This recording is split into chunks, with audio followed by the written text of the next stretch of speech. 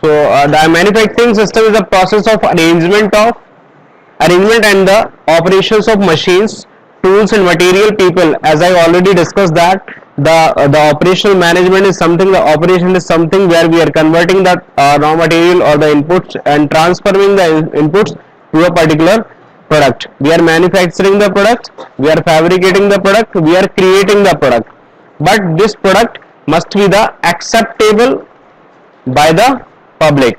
ठीक है ना, and we are assured about the quality, we are assured of the quantity, we are assured of the time, we are assured of the cost. So that is called as a manufacturing system. A manufacturing system is a process of arrangement and the operation of machines, tool, material, people and the information to produce a valuable added physical, informational or the service. Mind the words, there is a two type of things which I have explained in the green board. There can be two type of production, one can be goods can be produced or a service can be produced. दोनों ही चीजें produce हो सकती हैं. And the service produce whose success and the cost is characterized by the measurable parameters. Measurable parameters means we have to measure the cost of the particular product in the monetary terms, and we have to be take care of the profit as well as the social welfare also. Next is the manufacturing system interact with the both internal and the external environment of the organization. Now, as I have already told you that the number of factors which are responsible, like political, environmental, and ecological factors, these are some factors which are responsible for the production, like availability of raw material. If the material is not available, you cannot produce any goods or services. And if there is some political policies, if there is an international relation, and a number of things which are responsible for a production house. So that is called as the production system. Now we are further moved to the what are the two type of not the type of, but what is the manufacturing system. You can see in the diagram there is some decision makers and there is the input, process and the output, and some internal and the external environment which are responsible for the manufacturing process. Now again we are further moved to the type of manufacturing system. There is a two type of manufacturing system, that is in the last class I have forget this topic, and the first is the intermittent manufacturing system, second called as the continuous manufacturing system. Intermittent manufacturing system is system where the customer give the order to the manufacturer that I want that particular product. That is called as a customization also. And in this global era or in the modernized era, the people are believe on the customization of the product. Means each and every customer want the customized product from his own way. Means the customer is nowadays designing the product. वो चाहता है कि मुझे ऐसा ऐसा product मुझे मिले, मेरे comfort के हिसाब से मुझे product मिले. So this is a very important challenge for the production house also. Organization के लिए एक बड़ी समस्या वाली बात होती है कि कस्टमर कौन सी डिजाइन हमारे से मांगेगा. And for that purpose, this type of manufacturing system is called as the intermittent manufacturing system. And one of the system is called as a continuous manufacturing system, like the cement industry, like the FMCG industries, like the pesticide industry. यहाँ पर आपकी machines की लगातार continuity बनी रहती है, और यहाँ पर हम पहले से फोरकास्टिंग जो हम करते हैं ना, लास्ट टाइम मैंने बताया था, सेल फोरकास्टिंग के बेसिस पर हम एक कंटिन्यूस मैन्युफैक्चरिंग प्रोडक्ट्स की करते रहते हैं. And the intermediate manufacturing system का सीधा मतलब है कि कस्टमर्स को ध्यान में रखते हुए, कस्टमर्स के ऑर्डर को ध्यान में रखते हुए, कस्टमर के एक्सपेक्टेशन को ध्यान में रखते हुए आप किसी प्रोडक्ट को डेवलप करते हैं. And there is a three type of process, that is called as a project productive flows, job shop and the batch shop. इसको जॉब कॉस्टिंग भी बोलते हैं और एक बैच कॉस्टिंग भी बोलते हैं. लास्ट टाइम जब शायद कॉस्ट अकाउंटिंग जब समझते थे तब इन वर्ड्स का शायद जिक्र हुआ था. And in the continuous manufacturing system there is a mass production and the process function. Mass production means आप किसी तरीके का प्रोडक्शन किसी तरीके का प्रोसेस फॉलो नहीं करते, आप सीधा एक क्या बोलते हैं जॉब टाइप का एक आपको जो ऑर्डर मिलता है आप उसी हिसाब से प्रोडक्शन करते जाते हैं. कंटिन्यूअस रहता है ये, आप फोरकास्टिंग के बेसिस पर सारा प्रोडक्शन करते हैं. मैंने अभी आपको एग्जांपल दिया सीमेंट इंडस्ट्री, इनका ये चलता ही रहेगा. चूने की इंडस्ट्री आप ले लो, माइनिंग इंडस्ट्री ले लो. आप ये ऐसा नहीं करेंगे कि जब आपको कोई ऑर्डर आएगा तो माइनिंग करना चालू करेंगे. They are continuing mining. इनका ऑर्डर हो चाहे ना हो। इनको पता है कि हमें हमारे जो सेल रिप्रेजेंटेटिव है वो कैसे भी करके हमारे प्रोडक्ट को बिकवा ही देंगे। समझना आप बात। Suppose you are the manufacturer, ठीक है ना, एंड मैन्युफैक्चरर सब मैन्युफैक्चरर करता है, बट आपके लिए जरूरत है एक मार्केटर की, जो आपने अभी शायद एक मार्केटिंग की आपने जो क्लास करी अभी, तो एक परफेक्ट मार्केटर की जरूरत होती है। आप प्रोडक्शन कर सकते हो, नो डाउट आप प्रोडक्शन कर रहे हो, लेकिन अल्टीमेटली आपको उस कस्टमर के पास से पहुंचाना है ना ये प्रोडक्ट। आप कितना भी मैन्युफैक्चरिंग कर लो, आपका ये मान लीजिए मैन्युफैक्चरिंग हाउस है, आप कितना भी प्रोडक्ट बना के रखते चले जाओ, लेकिन आपके बीच में यदि कोई मीडिएटर नहीं होगा जो इस कस्टमर को बताएगा कि यहां पर कोई चीज मिलती है, तो आपका प्रोडक्ट रखा रह जाएगा, सेल नहीं होगा। तो यहां पर कंटिन्यूअस मैन्युफैक्चरिंग सिस्टम एग्जैक्टली ऐसे ही काम करता है। जो मैन्युफैक्चरिंग यूनिट होती है वो मैन्युफैक्चरिंग करती जाती है, इन बीच वालों का काम होता है, जो मार्केटर्स का ये काम होता है कि कस्टमर को किस तरीके से वो सोल्ड आउट करें इन प्रोडक्ट्स को, ठीक है ना। इसलिए यहीं पर सबसे बड़ा रोल आता है किस चीज का, मार्केटिंग का, मार्केटिंग मैनेजमेंट का, कि किस तरीके से आपको प्रोडक्ट डिलीवर करना है। Clear. Now next,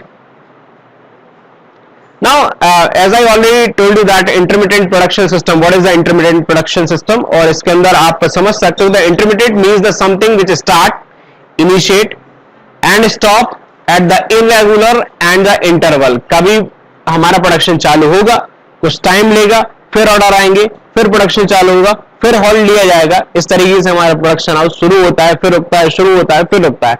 that is called as the intermediate production system.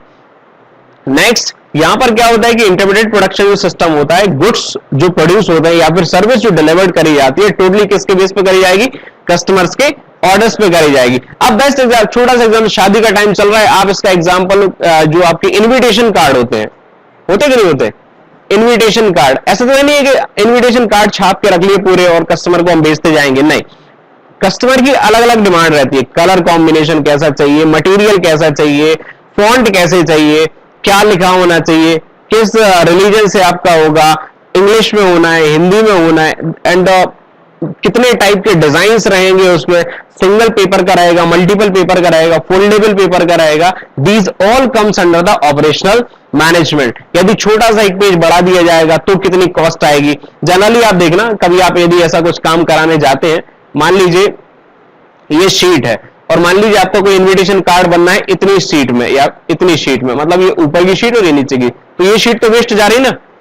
तो यहीं पर ऑपरेशनल मैनेजमेंट का बड़ा रोल होता है कि आपको कॉस्ट कटिंग भी करनी है, साथ साथ में कस्टमर को प्रोडक्ट डिलीवर्ड भी करना है। अब कस्टमर से आप क्या बोलोगे, साथ देखो हमारी शीट तो वेस्ट जा रही है, तो इतना पैसा तो आपको लगेगा ही लगेगा, बट वो कहेगा हम क्यों दें यार इस चीज को, हमें तो अपने कार्ड से मतलब है।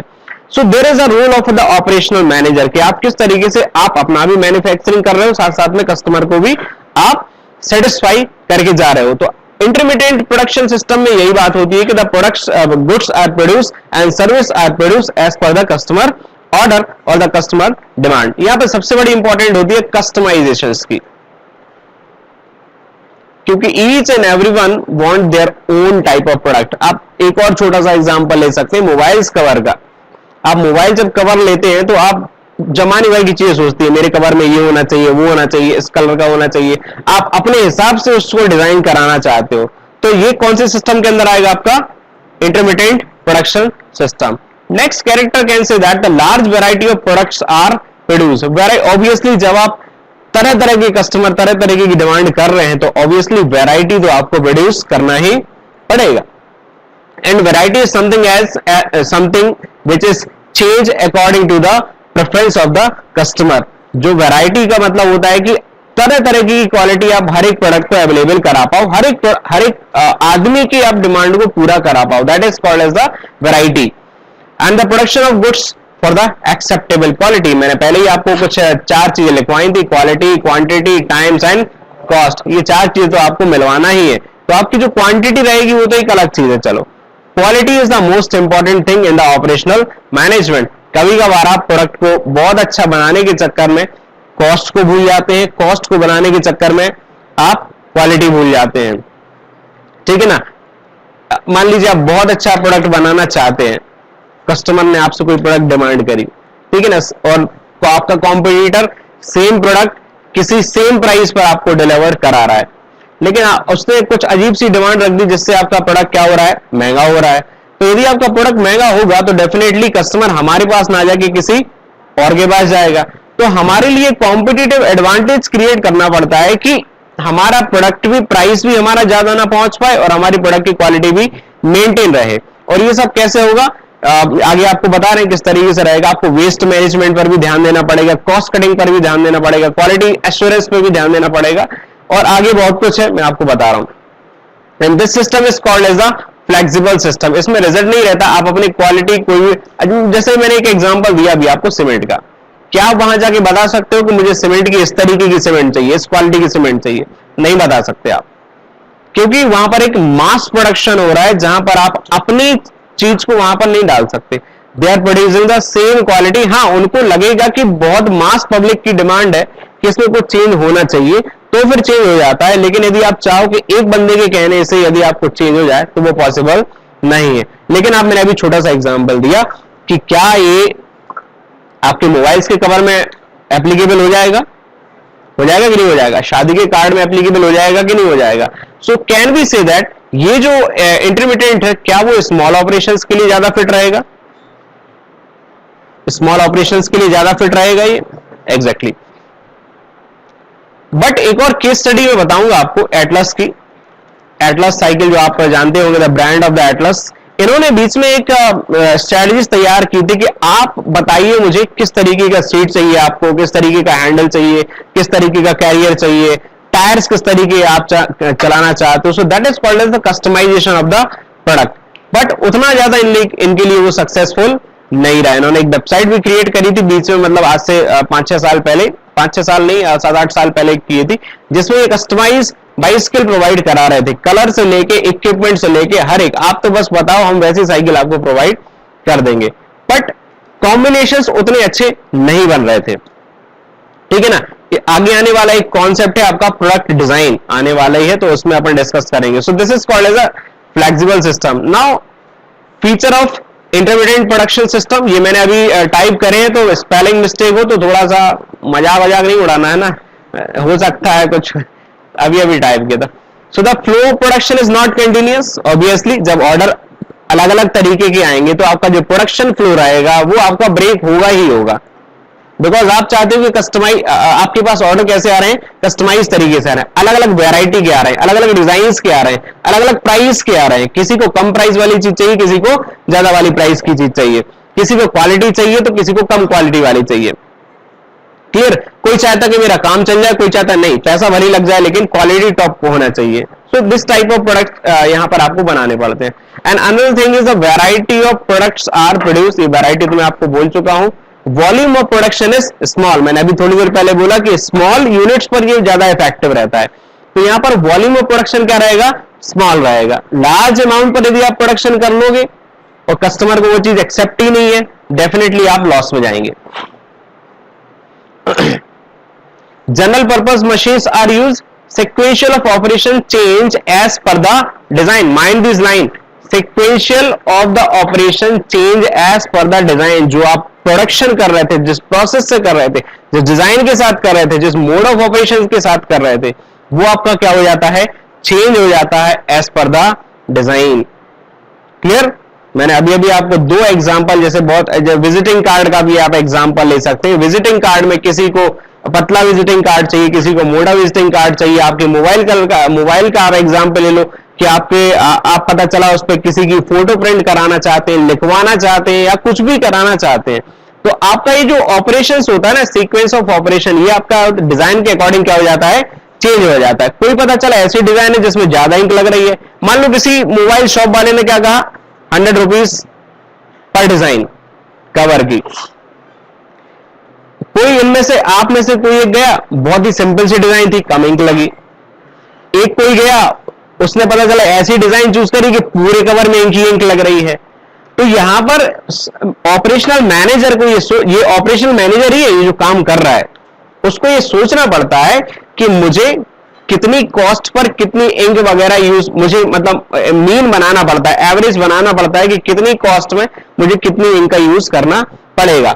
और एग्जैक्टली यहां पर क्या होता है कि हमारा ऑपरेशन का जो सीक्वेंस होता है वो क्या हो जाता है, चेंज हो जाता है as per the design. And the last one is production depend on the customer order, ये पहले डिस्कशन हो चुका है। Next is the continuous. Now continuous production system. Continuous production system means that is something operate continuously without any type of interruption, without any type of halt. अभी मैंने आपको cement industry का example दिया, pesticides का example दिया, chemicals का आप example ले सकते हैं, आप फैब्रिक इंडस्ट्री है उसका एग्जांपल ले सकते हैं, आप जो टेक्सटाइल इंडस्ट्री है उसका आप एग्जांपल ले सकते हैं, ठीक। बट नाउअडेज टेक्सटाइल इंडस्ट्रीज में भी क्या हो रहा है, जैसे आप कई वेबसाइट आपने देखी होंगी, प्रिंट विस्टा करके होती है और कई ऐसी होती है, आप टी शर्ट आप उसमें प्रिंट करा सकते हैं अपने हिसाब से। बट उसमें भी अब आप सोचो ना कि मान लीजिए प्राइस फिक्स है 500 रुपीज, आपने तय करके रख दिया वेबसाइट पर कि मेरी यहां पर आप कोई भी कस्टमाइजेशन कराओगे तो आपको कितने की पड़ेगी टी शर्ट, 500 की। Now there is the role of operation manager. उसने कहा कि स्लीव्स भी अलग कलर की कर दो, मेन रीजन अलग कलर की कर दो, बटन कुछ अलग कलर के कर दो। अब आपको भारी पड़ने वाली ये चीज, क्यों भारी पड़ने वाली है, क्योंकि आपको अलग अलग रिसोर्सेज से आपको अलग अलग मटेरियल लाना पड़ेगा। उस मटेरियल लाने में आपको 500 रुपए में टी शर्ट भी बेचनी है, प्लस आपको अपना मुनाफा भी निकालना है।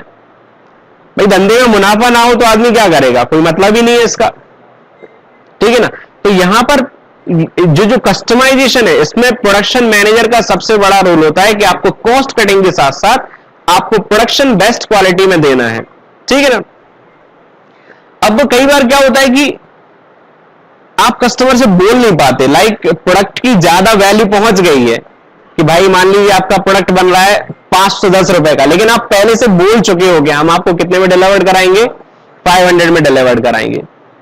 तो या तो आप एज अ ट्रू बिजनेसमैन या धंधा यदि आप कर रहे हो तो या तो आप उसकी कॉस्ट कटिंग करिए, किसी बटन कुछ कम क्वालिटी के लगा दो, कलर में जो कस्टमर ने जो मांगा है लगा दो, लेकिन कुछ और तरीके के लगा दो, या फिर जो स्टेप्स वगैरह है टी शर्ट की वो आपको चेंज कर दो, या फिर कटिंग ही कर दो।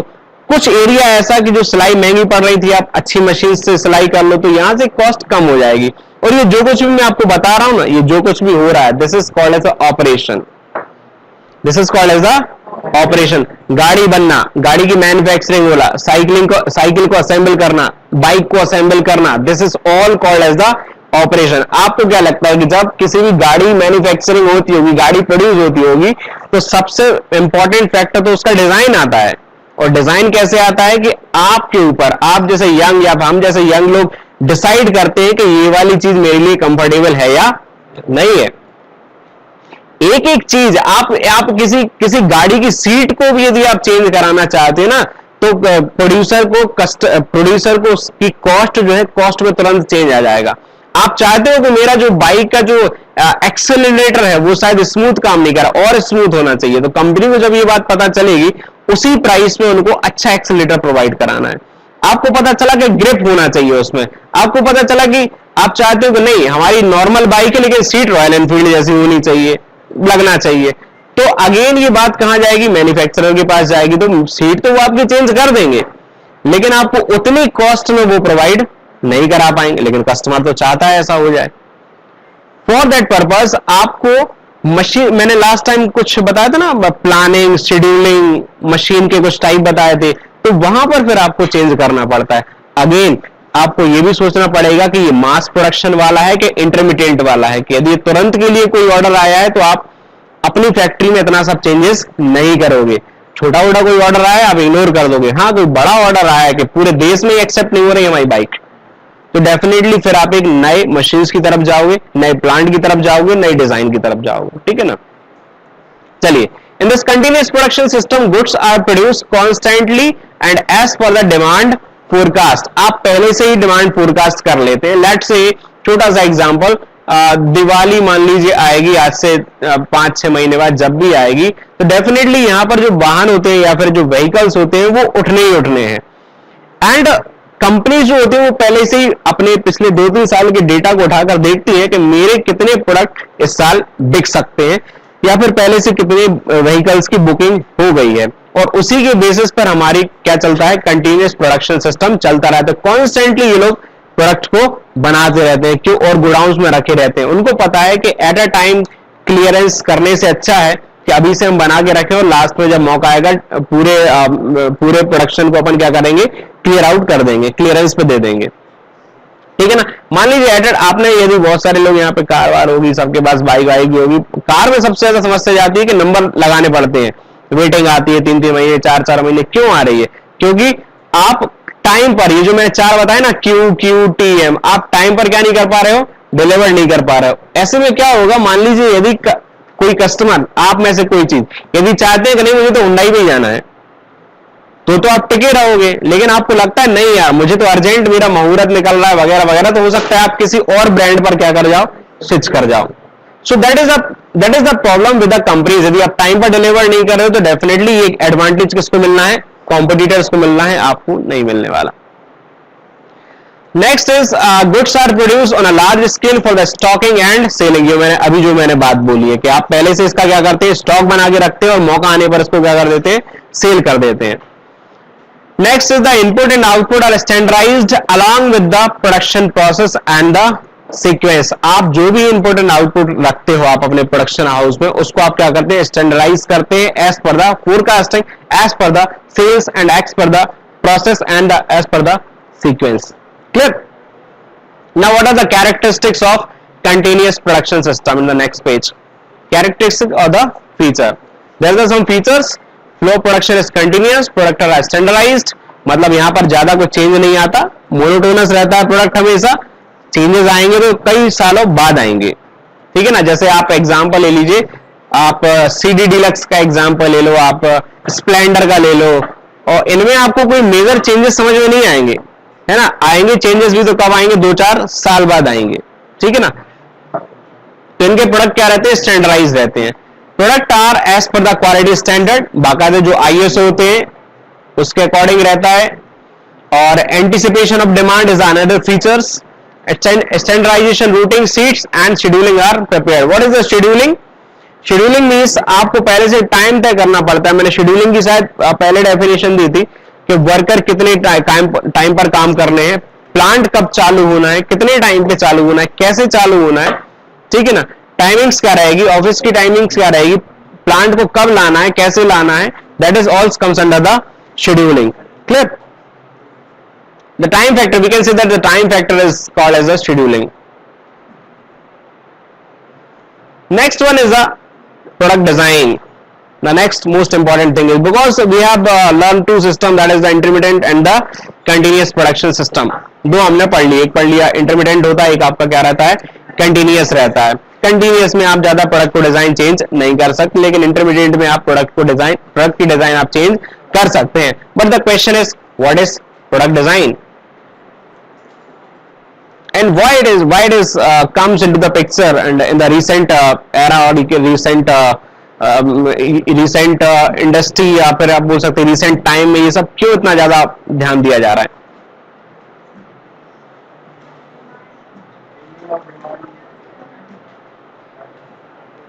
Ultimately some questions are in your mind, आप ही आंसर दो इसका, because you are the customer right now। आप क्या चाहते हो, आप क्या चाहते हो अपने प्रोडक्ट के साथ? आपने बाइक, आप सब लोग बाइक से आए होंगे, आप सबके पास बैग्स भी हैं, आप सबके पास वॉचेस भी हैं, आपके पास सब फोन्स भी हैं, आपके पास number of product right now आपके पास है। What do you want in your products?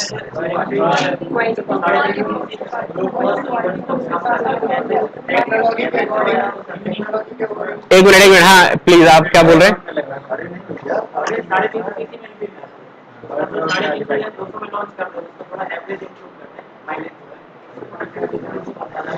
Exactly इनका कहना है कि शायद 350 सीसी शायद 2-2.5 लाख की आती है, शायद 2.5 लाख की आती है। ठीक है ना, 350 सीसी आपकी 2.5 लाख की आ रही है। अब royal Enfield is the automatically class, नाम में एक रॉयल एनफील्ड है ना, which can not produce 100 CC और 100 or 200 सीसी, है ना। अब आप यदि स्प्लेंडर की बात करो, स्प्लेंडर 100 सीसी होती है ना, 110 सीसी। नहीं, अपन चर्चा कर रहे हैं, वो कोई दिक्कत नहीं है, this is a discussion class, कोई दिक्कत नहीं। हम अपन को क्लास को ऐसे ही बनाना है, अपन को डिस्कशन क्लास ही बनाना है, क्योंकि MBA में ऐसा नहीं होता कि हम बोलते जाएं, ये आपको भी बोलना है यहाँ पे। ठीक है ना, क्योंकि अल्टीमेटली आप जो बोलोगे ना, this is the business idea कि चलो हम इसमें कुछ अलग से, जैसे जावा ने एक कंपनी आ गई, तो आप एक बुलेट कंपनी, मतलब आपके पास बहुत पैसा है तो आप बना सकते हैं, है ना। यदि आपके पास बहुत पैसा है, आपका मन किया नहीं यार चलो 350 सीसी महंगा हो रहा है, चलो मैं 250 सीसी में कुछ करता हूं, जैसे आपकी पल्सर है, पल्सर आपकी 250 में आ जाती है, ठीक है ना। बट जैसे कि रॉयल एनफील्ड का एक हिस्ट्री है कि हमारा इतना तक 500 सीसी तक इंजन गया है उसका, डीजल इंजन ये वगैरह वगैरह। तो मुझे नहीं लगता कि, और यदि आपको लगता है कि नहीं यार ऐसा कुछ, पब्लिक ऐसा सोचती है, यदि मेजॉरिटी ऑफ द यंगस्टर चाहते हैं कि हमें लुक भी मिल जाए, पैसा भी कम लग जाए, तो वही मैं कह रहा हूं कि it's totally depend upon the customization with the maximum people. मैंने अभी क्या बोला कि यदि एक कोई जो लार्ज प्रोडक्शन होता है, यदि उसमें कोई एक जन कोई चेंजेस करने का बोल रहा है तो शायद कंपनी नहीं सुनेगी। लेकिन यदि आपने कलेक्शन किया है लोगों का कि भाई हमारी सोसाइटी में लगभग, या फिर मेरे स्टेट में, यदि आप ये जो प्रोजेक्ट फाइल बनाते हो ना, आप ये जो फर्जी प्रोजेक्ट फाइल आप बना के आ जाते हो, है ना, सही बात है, फर्जी बना के आते हो, तो उसमें बेसिकली आपको करना क्या होता है, आपको उस बैंक, जैसे आपको बैंक मिला था, किसी को ऑटोमोबाइल इंडस्ट्री मिला था, वहां पर आपको प्रोडक्ट की कमी पता करनी थी। जब आप इस कमी को पता करके रिपोर्ट को बना के, मान लो आप किसी कंपनी को ईमेल करते कि साहब हम एमबीए के ये स्टूडेंट हैं, हमने ये पता किया कि सागर में ऐसा ऐसा चल रहा है, तो डेफिनेटली फिर शायद आपकी बात सुनी जाती और हो सकता है तुरंत अपॉइंटमेंट लेटर भी आ जाता कि आपने यदि मेरे प्रोडक्ट की कमी निकाली है तो डेफिनेटली आप कहीं ना कहीं एमबीए कर रहे हो। ये रियलिटी है। कई ऐसे लोग होते हैं जो किसी कंपनी को मेल भेजते हैं कि कई लोग किसी कंपनी का डेटा हैक कर लेते हैं, लाइक गूगल का डेटा हैक किया गया, उस बंदे को तुरंत अपॉइंटमेंट मिल गया। हुआ है ऐसा, आप लोग केस स्टडी पढ़िए ना आपने, तो अब कोई नहीं बचता है, यूट्यूब इंस्टाग्राम से कोई नहीं बचने वाला, वो तो कोई ना कोई इंफॉर्मेशन आपको दिखी जाएगी ऐसी। आप माइक्रोसॉफ्ट में सेंड लगा दीजिए डेटा में, तुरंत आपको हायर करेंगे, कितने करोड़ चाहिए बताओ आपको अभी के अभी, बिकॉज आप इतना बड़ा सिक्योरिटी यदि आप तोड़कर जा रहे हो उसके अंदर, डेटाबेस के अंदर, तो डेफिनेटली आप इंटेलिजेंट हो, बहुत इंटेलिजेंट हो। सेम आपकी जो प्रोजेक्ट रिपोर्ट क्यों बनाई जाती है, आप समझ नहीं पाते इस चीज को, आप लोग समझ नहीं पाते कि प्रोजेक्ट रिपोर्ट क्यों बनवाई जा रही है। और यदि आप असली प्रोजेक्ट रिपोर्ट बनाते हो वाकई में, तो वो पब्लिश भी होती है, और पब्लिश होने के बाद इसको पढ़ा भी जाता है, कंपनीज पढ़ती है लिखा किसने है ये, और लिखने के बाद आपके ऐसे अपॉइंटमेंट तय होते हैं। समझ में आई बात। आपसे जब आपके रिज्यूमे आपका होता है तो आपसे पूछा जाएगा आपने क्या किया, आप कहोगे हमने एमबीए किया। एमबीए में क्या किया? कुछ नहीं किया, बस ठीक है, तो बस पैकेज आएगा 20,000 रुपए महीने का, 15,000 रुपए महीने का, और अल्टीमेटली कहां जाओगे? शोरूम में बैठ जाओगे कार बेचने के लिए, गाड़ी बेचने के लिए, प्राइवेट बैंक में बैठ जाओगे इंश्योरेंस बेचने के लिए। This is the reality. मैंने अभी कुछ थोड़ी देर पहले फाइनेंशियल मैनेजमेंट समझाया। यदि आप फाइनेंशियल मैनेजमेंट में किसी एलआईसी के प्रोडक्ट को, किसी फाइनेंशियल कंपनी के प्रोडक्ट को आप यदि बहुत अच्छे से एनालाइज कर लेते हो और उस कंपनी को समझाते हो कि साहब आपकी ये जो पॉलिसी है ना इतने इतने रुपए की है, इसको थोड़ा सा यदि कम कर दोगे आप, तो हो सकता है कस्टमर अट्रैक्ट हो जाए, ज्यादा से ज्यादा कस्टमर आपको मिल जाए। तो प्रॉब्लम ये है कि शायद वो सराउंडिंग नहीं है यहां पर जिसको आप इस पढ़ाई को शायद जब आप अप्लाई कर सको अपने उस पर, ठीक है ना। क्वेश्चन मेरा यही है कि जो आप रिपोर्ट्स बना, जैसे आपने एनपीए बनाया, आपने एनपीए लास्ट टाइम आपको भी प्रोजेक्ट मिला था, तो आपने लिख दिया कुछ, एक कौन सा पता नहीं कौन सा एक सरफराजी एक्ट करके एक था, लिख दिया आपने, ठीक है ना। एनपीए 2-4 बताया है क्या होता है, but ultimately you don't find any solution. वो आपने चैट जीपीटी से निकाला कि मुझे पता है, सबने निकाला, और उसके बाद क्लियर कट लिखा कि what is the solution of NPA, loan नहीं देना चाहिए, ये भाई वो तो सभी को पता है कि लोन नहीं देना चाहिए, है ना, अकाउंट्स को फ्रीज कर देना चाहिए, वो तो करेंगे ही करेंगे, बैंक्स तो करते ही ये चीज। व्हाट इज समथिंग एक्स्ट्रा, आप क्या कर सकते हो उससे? तो आपको बात करनी चाहिए थी कस्टमर से कि भाई किसी का एनपीए, बैंक बताती नहीं है वैसे, डिस्क्लोज नहीं करती, लेकिन आप पर्सनली जाओगे तो जैसे कल ही मैं बैठा था एक मैनेजर के साथ, तो मैंने पर्सनल रिक्वेस्ट पे उनको बोला है, अब वो आएंगे यहाँ नहीं आएंगे नहीं पता, मैंने उनको बोला कि आप एक दिन आइए 1 घंटे के लिए, और जितनी भी बैंकिंग टर्मिनोलॉजी होती है सब समझा के जाओ हमारे बच्चों को। तो उन्होंने कहा कि कोई दिक्कत नहीं। मैंने कहा कि आपका फीस क्या बनेगी, तो कहने लगे फीस इसकी दिक्कत ही नहीं है, हम आपसी वाले थे।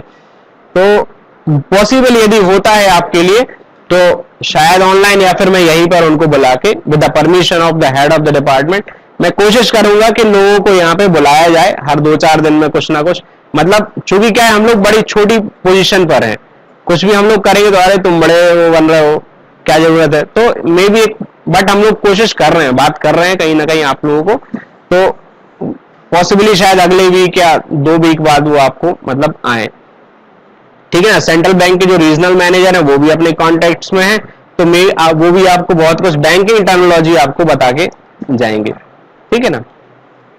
चलिए next question is why the product design is required in the global market, everything is depend upon the customers and whatever you are produced it must be acceptable by the customers.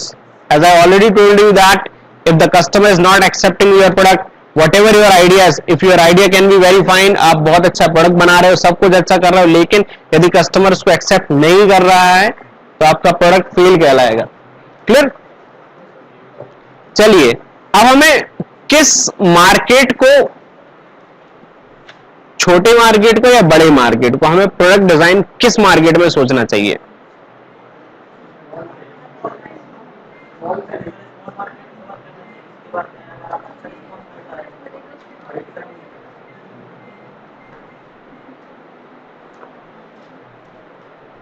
देखिए बड़े बड़े products को तो हम customise कर ही सकते हैं, लेकिन हमें शुरुआत बेसिकली हमें कहां से करनी पड़ेगी, छोटे प्रोडक्ट की डिजाइन स्टार्ट करनी पड़ेगी। लेट्स से आप देखते होंगे नीचे कई कार्स भी रखी हैं, कई गाड़ियां भी रखी हैं, आप ऑटो का एग्जांपल ले लो, तो कई बार आपको सिटिंग में अनकंफर्टेबल फील होता होगा, या फिर आपको कई चीजें हो सकती हैं, आपको पैर रखने में दिक्कत हो सकती है, आपकी हो सकता है कि हेडलाइट्स या फिर आपका जो डिस्प्ले है सामने का, हो सकता है कार्स में आप देखोगे कटिंग, हवा की जो कटिंग होती है वो कैसे बनाना है।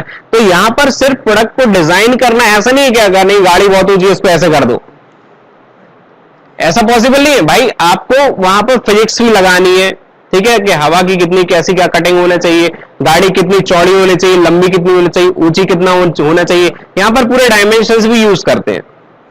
तो हम सिर्फ डिजाइनिंग को ऐसा नहीं कि कुछ भी डिजाइन कर लें, हमें मल्टीपल पॉइंट ऑफ व्यू से सोचना पड़ता है। Let's say the example of rickshaw, example of auto, auto किस तरीके के होने चाहिए, 3 चक्के वाले होने चाहिए कि 4 चक्के वाले होने चाहिए। आपने रिसर्च करी कि 3 चक्के वाले जल्दी पलट जाते हैं, तो फिर वहां से 4 चक्के वाले स्टार्ट हुए। इलेक्ट्रिक होना चाहिए या फिर आपके पेट्रोल या डीजल वाले होना चाहिए, पॉल्यूशन कंट्रोल वाले होना चाहिए या नहीं होने चाहिए। तो ultimately when you are talking about the design, it's all about the cost cutting as well as the demand of the product. Clear.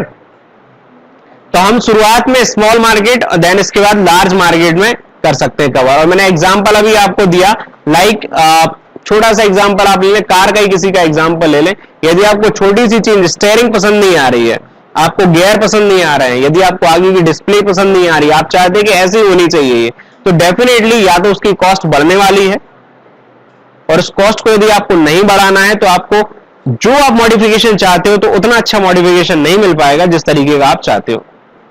Clear cut. तो कई बार आप देखना कि जब आप 4-5 कंपनी की गाड़ियां यहां पर लाइन से रखी होंगी, हर एक की सीट देखना आप अलग अलग डिजाइन की मिलेगी, आपको अलग अलग डिजाइन की मिलेगी। आप कैरियर देखिए पीछे का, आपको अलग अलग डिजाइन का मिलेगा।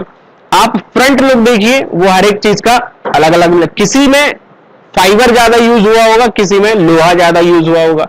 So that all comes under the product design. और यहीं से आपका क्या तय होता है, प्राइस तय होता है, यहीं से क्वालिटी तय होती है। क्लियर, समझ में आ रही ना बात। तो मैं इसको और मतलब डीपली एक्सप्लेन करना चाहता हूं वैसे, लेकिन आप इसको थोड़ा सा इमेजिन यदि करके देखो कि जितनी भी चीजें आपको आसपास दिखेंगी, आप उसमें जरा भी यदि कस्टमाइजेशन चाहते हैं तो वो कस्टमाइजेशन आता कहां से है, वो कस्टमाइजेशन आपके थ्रू आता है। और जब इस पर पूरी टीम बैठती है जब सोचने के लिए, तो सिर्फ ये नहीं होता है कि सिर्फ डिजाइन चेंज कर दो इससे काम हो जाएगा। डिजाइन के अलावा कलर से लेके, कॉम्बिनेशन से लेके, उसकी परफॉर्मेंस पे से लेके सब कुछ सोचना पड़ता है। यदि आप चाहते हो, जैसे कि मान लीजिए अभी जैसे मेरी खुद की जैसे गाड़ी है, तो फेस लिफ्ट जिसको नया नाम दिएगा फेस लिफ्ट, तो फेस लिफ्ट से क्या एयर कटिंग तेज हो जाएगी या कम हो जाएगी? एयर कटिंग यदि ज्यादा स्मूथ हो रही है तो गाड़ी तेज चलेगी तो पेट्रोल का भी कंजम्पशन ज्यादा होगा, तो फिर उस तरीके का आपको इंजन भी बनाना पड़ेगा कि एवरेज भी मेंटेन हो जाए। इंजन बनाना पड़ेगा तो इंजन पता नहीं ज्यादा स्पेस का है कि कम स्पेस का है, यदि बड़ा स्पेस का बन गया तो आगे का स्पेस हमें ज्यादा बढ़ाना पड़ेगा। So each and everything is totally interdependent. आप जरा भी कोई मॉडिफिकेशंस लाते हो किसी प्रोडक्ट में तो सारा कुछ क्या करना पड़ेगा, आपको चेंज करना पड़ेगा। Clear? So these are the some examples. Now वो 10 मिनट और लेंगे आपका, ज्यादा नहीं। नाउ हमारा जो लेक्चर था उसका बेसिकली ऑब्जेक्टिव हमारा ये है कि हमको फेज ऑफ प्रोडक्ट डिजाइन पढ़ना है कि प्रोडक्ट डिजाइन के क्या क्या फेजेस होते हैं। हम डिजाइनिंग फॉर कस्टमर करेंगे, डिजाइन फॉर मैन्युफैक्चरिंग करेंगे, what are the different type of process for the customization in the product design and the process flow structure and the product flow design. ये हमारा पूरा plan रहेगा। And these are the some stages of production design. The first is the concept development. सबसे पहले एक idea generate होता है कि हमारे लिए किसी प्रोडक्ट का डिजाइन किस तरीके का रखना है। नेक्स्ट इसके बाद हम क्या करते हैं, प्रोडक्ट को प्लान करते हैं, इसके बाद प्रोडक्ट की प्रोसेसिंग करते हैं, इंजीनियरिंग करते हैं, इसके बाद पायलट प्रोडक्शन। पायलट प्रोडक्शन का मतलब होता है कि आप सिंगल एक दो प्रोडक्ट बना के देखते हैं, टेस्टिंग करके देखते हैं कि ये प्रोडक्ट हमारा सक्सेस हो रहा है या नहीं हो रहा है। ठीक है ना? जैसे आप गाड़ी की एग्जांपल ले लो, आप सबसे पहले गाड़ियों को बनाया जाता है, बहुत स्पीड में ठोका जाता है दीवार में, है ना, कि उसकी ड्यूरेबिलिटी क्या हो रही है। ठीक है ना? और ये सब कहां से आता है, कस्टमर से पूछा जाता है। कस्टमर तो ये कहेगा हमारे लिए ऐसा प्रोडक्ट चाहिए जो क्या हो, ड्यूरेबल हो, दूसरा क्या हो, उसमें क्वालिटी हो। ठीक है ना? कुछ चीजें कस्टमर के हिसाब से आप, मैंने अभी क्या बोला ना, आप जवाब दोगे कि आप क्या चाहते हो प्रोडक्ट में। क्लियर? लाइक से आप बाइक, आप बहुत सारे लोग बाइक चलाते हो, तो क्या आप चाहते हो उसके अंदर, आप चाहते हो कि उसमें आपका क्या बन जाए, एवरेज भी अच्छा बन जाए, एवरेज के साथ साथ मेरा क्या बन जाए, लुक भी बन जाए, और उसके साथ और क्या चाहेगा आदमी, कॉस्ट कम कॉस्ट में आपको मिल जाए, और विदाउट गियर स्कूटी ले लो फिर, तो बाइक ही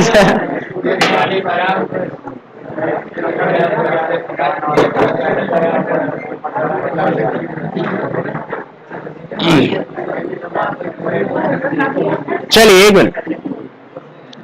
अर्लियर क्या होता था, अर्लियर क्या होता था कि जब प्रोडक्ट को डिजाइन किया जाता तो स्टेप में काम होता था, स्टेप बाय, सबसे पहले ये, फिर प्रोडक्ट प्लानिंग, फिर प्रोडक्ट प्रोसेसिंग, फिर द पायलट प्रोडक्शंस। लेकिन अब नया कॉन्सेप्ट आ चुका है जहां पर पूरी टीम इकट्ठी बैठती है और स्टेप में काम नहीं होता, इकट्ठा काम होता है। ठीक है ना? जिसके लिए एक नया वर्ड दिया गया है, that is called as a concurrent engineering. Concurrent engineering का मतलब होता है सारे डिपार्टमेंट के लोग एक साथ आते हैं, सेम बेंच पर बैठते हैं या फिर सर्किल होकर बैठते हैं और वो प्रोडक्ट को डिजाइन करते हैं, हर एक कुछ डिस्कशन होता है। You can also learn from the definition is that it can be defined as a simultaneous development of the product design function with the open and interactive communication existing among all the team members for the purpose of reducing time to the market। भाई यदि आप इस process पर जाओगे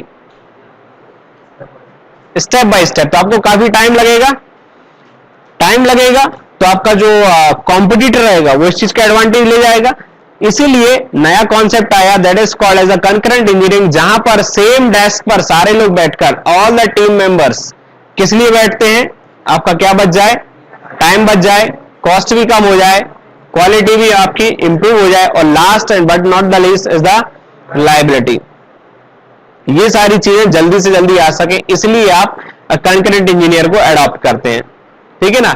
और हमारी जो concurrent team होती है क्या प्रोवाइड करती है, there is a 3 type of team, that is called as the program management team, technical team and the design building team. 3 तरीके की टीम रहेंगी जो आपके साथ इकट्ठी बैठती हैं और प्रोजेक्ट को क्या करती हैं, डिजाइन करती हैं। इसके बाद नेक्स्ट हमारा पॉइंट आएगा डिजाइनिंग फॉर द कस्टमर, जिसको अपन फर्दर डिस्कस कर लेंगे बात के उसमें। ठीक है ना? That's all for today.